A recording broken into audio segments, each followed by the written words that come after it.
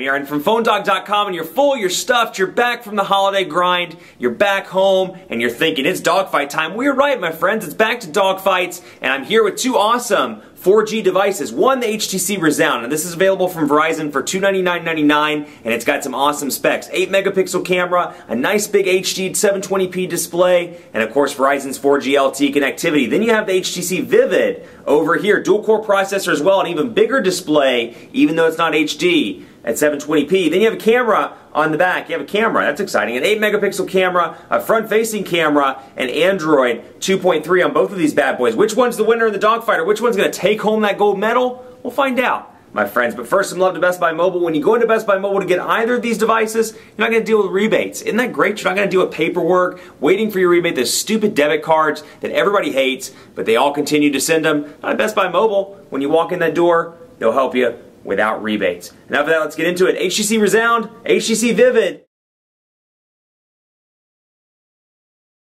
You guys ready? You ready for part two? You ready? Maybe I've had too much caffeine today, but here we go into part two, and I want to talk a little bit about the body and just a few more of the customizations before we move on. First of all, you'll see some stark differences here. This one's just a little bit thicker, although I will say compared to the current, excuse me, the first crop of LTE handsets like the Thunderbolt, the Droid Charge, the Revolution, these are much thinner devices than ever before. So you can see volume rocker over here, no physical camera button. You do get a micro USB charging port over here, and then up top you get your 3.5mm headphone jack with a power button, so you can't beat that. Same kind of setup over here, although you do get a nice metal battery door. So for somebody that kind of wants that durability or kind of wants a better feeling device, well, you're presented with three different LTE options on AT&T right now. You got this bad boy, you have the Skyrocket, and then you have the LG Nitro HD, all of the other two of which are kind of plasticky, but you get the metal battery door here, which is nice. So same kind of setup, 3.5mm headphone jack up top, power button, volume rocker over here, still no physical camera button, but you do get the camera on the back and then your micro USB charging port over here on the side. So just to show you customizations real quick, because there aren't a whole lot of differences between these two devices. You have 7 home screens on both, and they rotate around in that same carousel format. Now when you press and hold, like I said, that personalization menu is just a little bit different from device to device, but you can see here, and we'll go into widgets actually specifically, so you can see some of HTC widgets, some of HTC's widgets here rather, out of the box. And so you can see you got two different options for calendar, for example. You have HTC and you have Android. So you get the stock Android widgets, but you also get some HTC choices as well. You got this over here, the month one, you got the agenda widget view, and then you got the daily widget view as well, or kind of the abbreviated view, if you will. Now the downside to HTC, you cannot customize your widgets. So if you're out of screen space, you're in an area like this where there's not a whole lot of screen space, or maybe an area like this where there's not as much, or perhaps a screen real estate area like this. With MotoBlur, or Motorola's custom UI rather, with Samsung's TouchWiz 4.0, you can customize, and then actually with stock ice cream sandwich as well, you can customize some of the sizes of the widgets, which are really nice. It's a nice touch for when your home screens are full. But same effect here, pinch in and get your look there as well. So let's go to browser and take a look at this. So internet over here, and then you can see internet here as well. And we'll go ahead and take a look. Now again, this is on Wi-Fi, so don't take a look too much, or don't look into this too much in terms of internet speed itself. But we're going to go to PhoneDog.com on both of these devices, and we'll see here. PhoneDog, where is PhoneDog? I know I've done it on this one at least once. PhoneDog.com.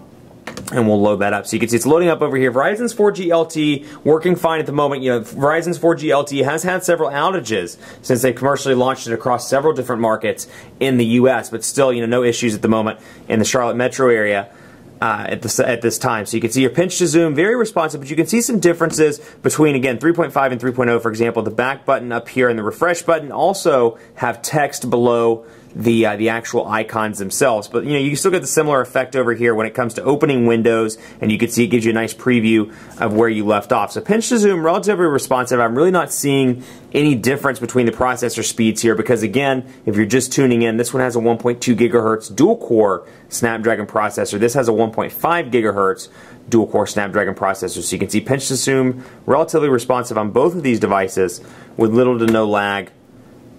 And you can see again, there is a stark difference. Bigger display on the HTC Vivid. What I will say, got a big display, which is really nice for media over here, but even though this one's a little bit smaller, this HD display is just incredible. I mean, incredible looking, and then of course, on both of these devices, you can pick up right where you left off, and then come over here to another window, for example, and then when you're done with it, you can go right back to Phone Dog, which is a nice touch. You've got both of these are pretty decent in the web browsing department. I'd have to declare that kind of a tie. Where it's going to be close as well is in the camera department, because both of these have 8 megapixel cameras with 1080p HD video recording, and they both say, they're pretty good. HTC says both of these are pretty good in the camera department. So you can see here effects and gallery shortcuts there, and then you can see some slight differences to the way the editing screens look here, at least the options on the side. You've got mode where you can switch the camera around from front to main, from photo to video, scenes, settings over here. Or you can go down and check the, change white balance, change ISO, resolution, and more. You get that over here as well. It's a little bit more confusing on this one because you do have to use the menu button and, of course, the settings. It's a little bit of an older menu interface, but you do get the same options over here. We can flip the camera around. We can switch from camera to video camera as well. Look at that guy. He seems like a pretty nice guy. But we can take a picture. Actually, we're going to use the opposite device for the picture. So I'm going to come in here on the Verizon. Actually, no, I'm not going to do that. That's not a good idea. Let's do the Galaxy Nexus. How about that? Bring that in here. Some competition. And we'll bring it in, wait for it to focus in. You do not get a physical camera button, but it does have autofocus, of course, and you can press and hold the button to focus and let go to take the picture. So there's that one, and we're going to do a similar picture. And of course, these are all unofficial tests since we don't really have time to show it on a big screen or, kind of change these or export these out to email. But you can see here again, we'll go into the gallery here and take a look at both of these. So there's no real winner here. And I have to declare this a tie as well, because you can see, even when zoomed in, you can easily see the texture. You can see Verizon 4G LTE, and same kind of thing over here as well. Both of these are very clear and easy to use. And it looks like the battery's getting ready to get low on this one, so we need to run through the review as quickly as possible. I guess we could always plug it in, but yeah, hey, we'll go through the review as quickly as we can. So there's that, and of course, Android Market as well. Some changes to Android Market you can see over here. Apps, music, books, and movies, all in one convenient spot on both of these devices. So you can come in here to Google Music, download music, and use Google Music, kind of like iTunes, at least that ecosystem. I think that's what they're trying to replicate on the Google side. You can use Google Music, you've got books, you've got movies, you can rent movies. You can see down here 99-cent movies. We can watch these if we want to. And we can come over here, and I'm going to try to override these brightness settings, get it to turn up a little bit. That's going to suck the juice out of the battery, but still. Come over here to display. We're going to try to do this. Yeah, we're going to do that again. I know that's going to kill the battery pretty quickly, but I think we can do it. I think we can make it through relatively quickly. So again, Android Market over here, portrait to landscape transitions, very quick, very easy. And then we can go back into apps, for example, and take a look. And we'll go over here to top paid and top free. So you can see some changes to the Android Market. It's intended now to be kind of a one-stop shop. We'll go to Netflix, for example, and you can see the screenshots, the descriptions, what's new, the reviews with a nice average button, or average box rather, up there that shows the current score. And then I can install by just clicking that, and it's that quick and easy. So you got this over here as well, and then low battery. And again, any text message, any missed call you get by default will pop up on both of these displays in Sense 3.0 and 3.5 just like that. So that's kind of nice on one hand. On the other hand, if you don't want your text messages to be broadcasted when somebody turns on your phone, you can turn that off as well. So that's a feature you can get rid of if you so desire. Let's do a quadrant standard test on both of these. Again, obviously this isn't indicative of day-to-day performance, but we can take a look and kind of get an idea as to which one is faster, because both are running Sense, so this is going to be kind of a tight test between these two, and I'm pretty interested to see which one comes out on top. Now, what I will tell you, call quality, pretty decent on both of these devices. I really didn't notice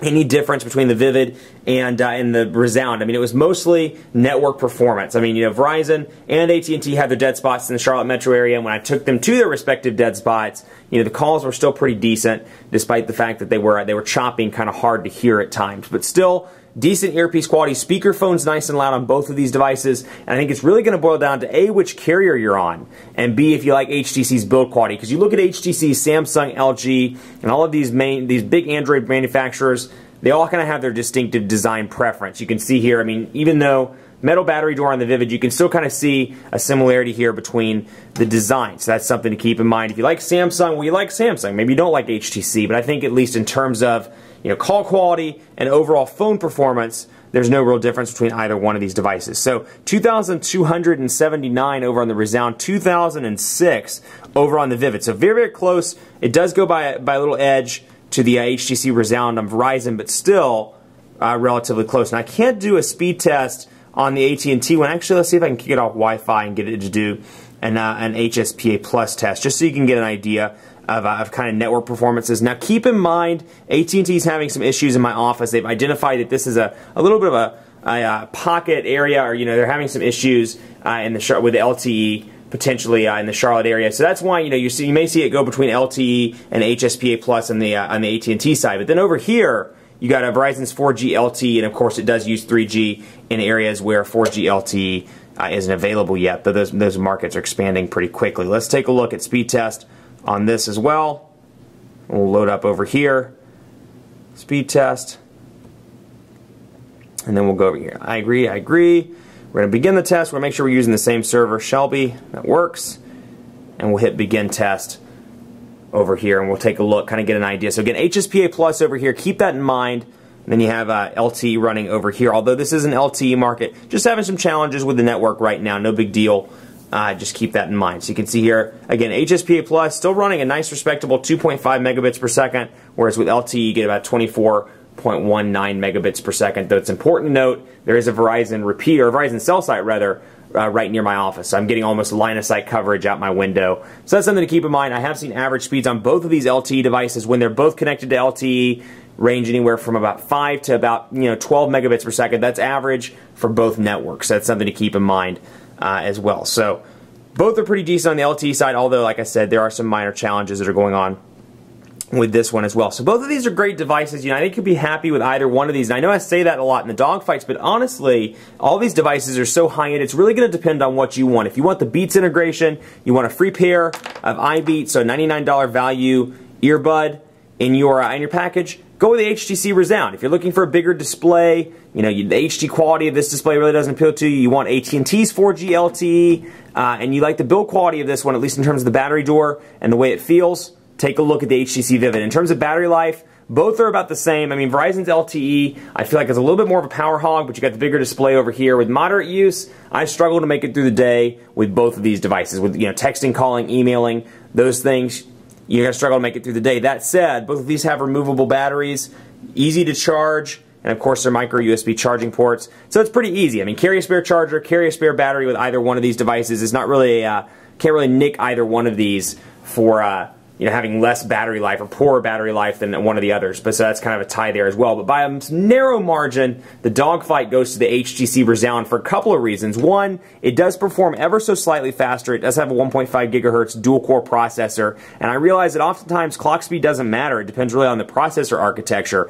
But this one does run a little bit faster, and of course quadrant standard scores were just ever so slightly higher. Also, killer HD display over here, 720p. It's just absolutely gorgeous, and you really see it when you come in here and take a look at text and things like that. I mean, again, camera doesn't do it justice, but it's absolutely beautiful on text and on pictures. Still over here, bigger display, great for media and great for viewing content like that, YouTube videos, but the HD quality over here is impeccable. And of course you get the Beats connectivity over here as well. So you get those Beats earbuds in the box. $99 value, it's a pretty good deal. So by a narrow margin, it goes to the HTC Rezound. Much more coverage to come on both of these devices. Let me know what you think by hitting me up on Facebook, on the Phone Dog page at facebook.com/PhoneDog. Hit me up on Twitter as well, PhoneDog_Aaron, and on my personal Facebook page, facebook.com/PhoneDogAB. I'd love to hear from you. I'd love to hear which one of these you bought, or which one you like, or which one you're thinking about buying with your Christmas money or your Hanukkah money. Let me know at any one of those social media mediums. I'd love to hear from you. Let me know. Thanks so much for watching. That was good timing because that thing just powered off. So I'm going to go ahead and power this one down as well because it's time for them to go to bed. Thanks so much for watching, and as always, we'll see you next time.